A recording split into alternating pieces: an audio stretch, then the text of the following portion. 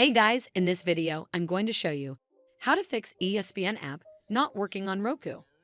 So first of all, you need to make sure you're running the latest version of the app. Press the home button on your Roku remote, and then head over to the ESPN app right over here. Once the app is highlighted, press the star button on your Roku remote to open the options menu.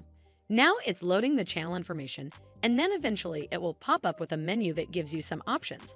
We're gonna go up and click where it says check for updates to make sure you're running the latest version of the app.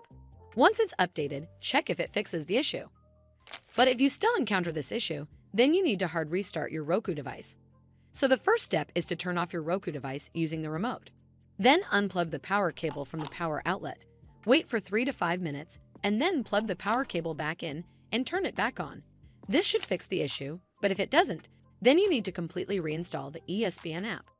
From the home screen, head over to the ESPN app right over here. Once the app is highlighted, press the star button on your Roku remote, and then click on Remove Channel from the pop-up menu. It's going to ask for confirmation, so click on Remove to uninstall the app from your device.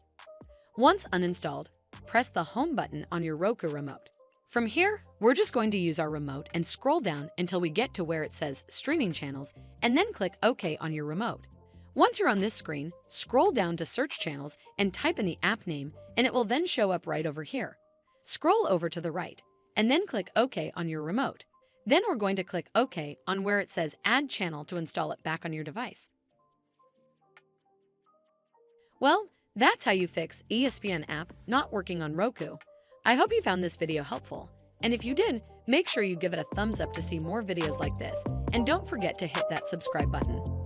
We'll see you in the next one.